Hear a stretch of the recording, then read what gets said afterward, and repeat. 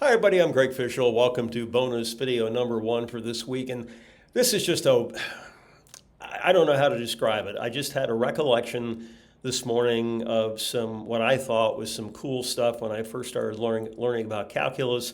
And I thought it might be fun for those of you that are minded that way to go back a little bit and revisit this. It has nothing to do with the weather at all, okay? Although obviously equations are used in numerical modeling and approximation techniques and all that kind of stuff. But I just remember when I first learned this, I think actually my senior year in high school, I just thought it was pretty cool. So this is a huge tangent, and if you have no interest in math or calculus at all, again, it's Miller time. All right, so let's go on ahead and get started here. And so I just made up an equation, okay? I mean, totally random. And the equation was y equals 3x cubed plus 6x squared plus 12x plus 5, okay? And so when I actually plotted that function, okay, then this is the shape of the graph that I came up with. And if you think about it, the fact that you have an x cubed there means you are going to have minus values if you have minus x values, okay? Because it's like let's take minus 3 for instance. Minus 3 times minus 3 times minus 3 is going to give you a negative number. If the highest exponent was 2, then any negative number squared is going to become positive. So that explains why we've got negative y values there. Now, and it turns out that y is equal to 0 when x is equal to minus 0.5152. So x is not 0 exactly when y is 0. It's just very, very slightly negative, okay? Now, there are things called derivatives in calculus, and it's a pretty easy formula for an equation like this to come up with that derivative. What you do is you take the exponent here, you multiply it times the coefficient or the number in front of the x, and then you lower this by 1. So 3 times 3 is 9, 3 minus 2 is 1, so now you have 9x squared. You go over here, 2 times 6 is 12, you reduce this to 1, anything to the 1 is that thing, and so that becomes 12x.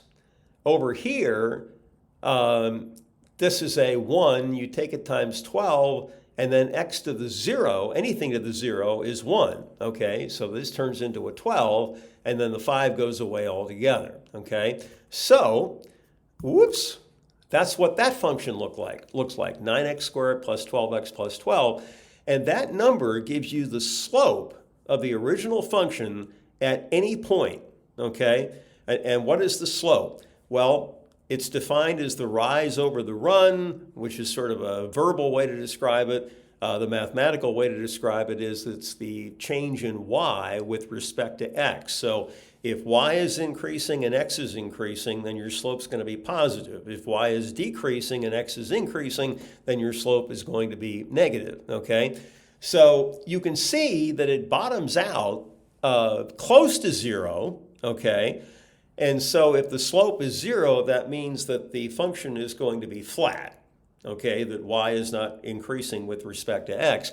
But it actually bottoms out between minus 0.6 and minus 0.7, okay? So again, it's just slightly on the negative side of 0. And if we go back to the original function, you can see that if we interpolate here just a little bit on the negative side of 0, that's when this graph is completely flat, okay? So you could actually estimate what the curve would look like because you know that the first derivative is going to be 0 at x equals that minus 0.6 or minus 0.7. And so you at least know that that part of the function is going to be flat. Now, the second derivative is, let's see, I need to move up here just a little bit. Okay, that's the slope at any point. And then the way I got this is that 2 times 9 is 18. This goes to 1, so we got 18x plus 12, and this goes away, okay? So the second derivative is y equals 18x plus 12. And that tells you the curvature or the concavity of the function at any point, okay? Now notice this function is a straight line, and it basically starts off with pretty high negative values, and then again at about 0, actually technically minus 0.67, the values become positive.